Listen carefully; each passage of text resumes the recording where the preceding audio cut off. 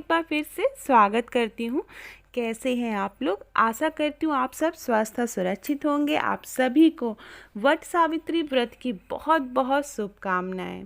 इस वीडियो में मैं आपसे वट सावित्री व्रत कथा शेयर कर रही हूँ।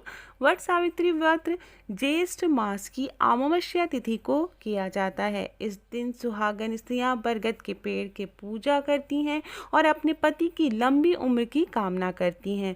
वट सावित्री व्रत सौभाग्य प्राप्ति के लिए एक बड़ा व्रत माना जाता है। हिंदू पंचांग के अनुसार इस साल वट सावित्री का व्रत 10 जून दिन गुरुवार को रखा जाएगा। तो चलिए आइए जानते हैं पूजा करते समय या पूजा के समय वट सावित्री व्रत की कथा सुनना बहुत ही ज़्यादा अनिवार्य होता है। तो आइए चलिए कथा प्रारंभ करते हैं। तो चलिए प्रेम से बोलिए जय माता दी। भद्र देश के एक राजा थे जिनका नाम अश्वपति था। भद्र देश के राजा अश्वपति के कोई संतान न थी। उन्होंने संतान की प्राप्ति के लिए मंत्रोच्चारण के साथ प्रतिदिन 1,00,000 आहुतियाँ दी। 18 वर्षों तक यह क्रम जारी रहा। इसके बाद सावित्री देवी ने प्रकट होकर वर दिया कि राजन तुझे एक तेजस्वी कन्या पैदा होगी।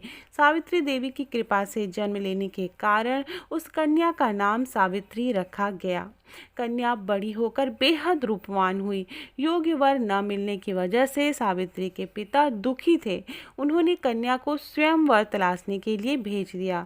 सावित्री तपोवन में भटकने लगी। वहाँ साल्व देश के राजा देवस्मत सेन रहते थे। क्योंकि उनका राज्य किसी ने छीन लिया था, उनके पुत्र सत्यवान को देखकर सावित्री ने पति के रूप में उनका वरण किया। ऋषिराज नारद को जब यह बात पता चली तो वह राजा अश्वपति के पास पहुँचे और कहा कि हे राजन, यह क्या कर रहे हैं आप? सत्यवान गुणवान हैं, धर्मात्मा हैं और बलवान भी हैं, पर उनकी आयु बहुत ही छोटी है। वह अल्प आयु हैं। 1 वर्ष के बाद ही उनकी मृत्यु हो जाएगी। ऋषिराज नारद की बात सुनकर राजा अश्वपति घोर चिंता में डूब गए। सावित्री ने उनसे कारण पूछा तो राजा ने कहा, पुत्री, तुमने जिस राजकुमार को अपने वर के लिए चुना है वह अल्पायु है। तुम्हें किसी और को अपना जीवन साथी बनाना चाहिए। इस पर सावित्री ने कहा कि पिताजी, आर्य कन्याएं अपने पति का वरण एक बार ही करती हैं। राजा एक बार ही आज्ञा देता है और पंडित एक बार ही प्रतिज्ञा करते हैं और कन्यादान भी एक ही बार किया जाता है। सावित्री हट करने लगी और बोली, मैं सत्यवान से ही विवाह करूंगी। राजा अश्वपति ने सावित्री का विवाह सत्यवान से कर दिया। सावित्री अपने ससुराल पहुंचते ही सास ससुर की सेवा करने लगी। समय बीतता चला गया। नारद मुनि ने सावित्री को पहले ही सत्यवान की मृत्यु का दिन के बारे में बता दिया था। वह दिन जैसे जैसे करीब आने लगा, सावित्री अधीर होने लगी। उन्होंने 3 दिन पहले से ही उपवास शुरू कर दिया। नारद मुनि द्वारा कथित निश्चित तिथि पर पितरों का पूजन किया।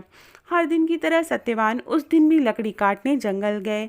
साथ ही में सावित्री भी गई। जंगल में पहुंचकर सत्यवान लकड़ी काटने के लिए एक पेड़ पर चढ़ गए। तभी उनके सिर में तेज दर्द होने लगा। दर्द से व्याकुल सत्यवान ने पेड़ से नीचे उतर गए और सावित्री अपना भविष्य समझ गई। सत्यवान के सिर को गोद में रखकर सावित्री सत्यवान का सिर सहनाने लगी। तभी वहाँ यमराज आते दिखे।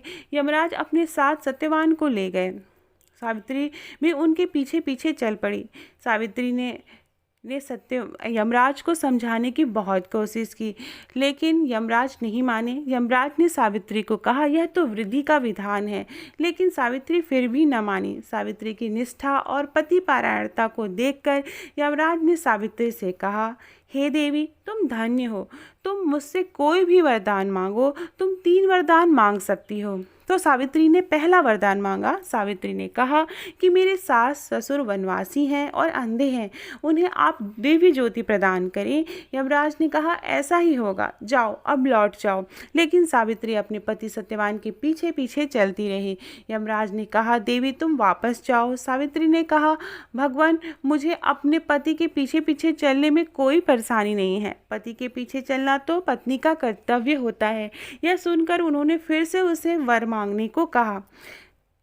तब सावित्री ने दूसरा वर मांगा। सावित्री बोली, हमारे ससुर का राज्य छिन गया है, उन्हें पुनः वापस दिला दें।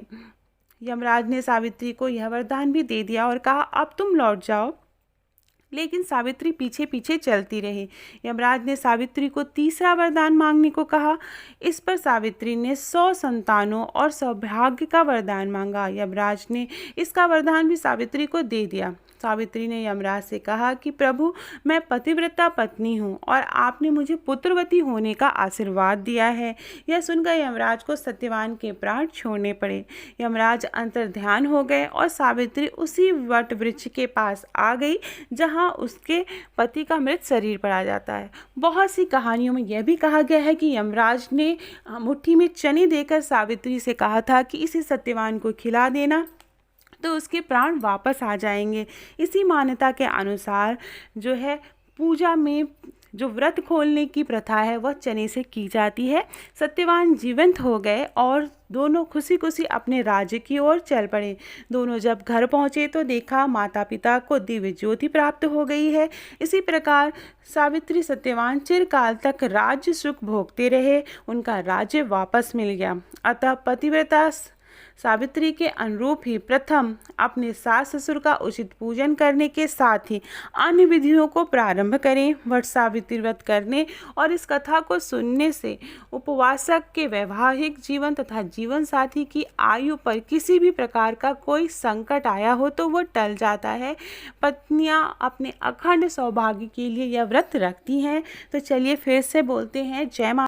कथा सुनने के बाद आरती करनी चाहिए। आरती करने के बाद क्षमा प्रार्थना करनी चाहिए। क्षमा प्रार्थना करने के बाद जो प्रसाद है वो अपने कोछे में डालना चाहिए। 12 पूड़ियाँ और 12 बरगद की फलियाँ अपने कोछे में डालनी चाहिए। उसके बाद जो है पति का पूजन किया जाता है, तिलक लगाते हैं, आरती उतारते हैं, मीठा जो बरगद की फलियाँ बनाई हैं वो खिलाते हैं और उसके बाद पैर छू के आशीर्वाद लेते हैं और फिर बरगद के जो बेत के जो पंखे होते हैं उससे हाँकते हैं। तो इस तरह से पति की पूजा की जाती है। उसके बाद व्रत का पारण किया जाता है। पारण करने से पहले घर में जो भी बड़े सदस्य हैं, सास ससुर हैं, उनका पैर छू के आशीर्वाद लेते हैं। सभी बड़े बुजुर्गों का आशीर्वाद लेते हैं, उन्हें प्रसाद देते हैं। तो इस तरह से पूरी पूजा विधि होती है। पूजा विधि का वीडियो भी मैंने बनाया हुआ है, पूजन सामग्री का भी वीडियो बनाया है। लिंक मैं डिस्क्रिप्शन बॉक्स में डाल दूंगी, आप मेरे चैनल पे जाके देख सकते हैं। वहाँ से आपको सारी जानकारी मिल जाएंगी। बहुत सारे क्वेश्चंस आ रहे थे, उनका आंसर भी मैंने दिया है, तो वो भी आप पूछ सकते हैं कि विसर्जन कैसे करेंगे, जो भी पूजा का सामान है, सुहाग का सामान हम कहाँ देंगे, बायना किसे देंगे। तो ये सारी जानकारी आपको मेरे वीडियो में मिल जाएगी। डिस्क्रिप्शन बॉक्स में मैं सारी वीडियोस के लिंक डाल दूँगी, आप वहाँ से ले सकते हैं। वीडियो पसंद आए तो दोस्तों के बीच में शेयर करिएगा, लाइक करिएगा, कमेंट ज़रूर करिएगा। वीडियो कैसा लगा, कोई भी सवाल मन में है तो आप पूछ सकते हैं। बहुत बहुत धन्यवाद ये वीडियो देखने के लिए। घर में रहिए, अपनों का बहुत बहुत ख्याल रखिए और अपना भी ख्याल रखिए। Thank you for watching this video.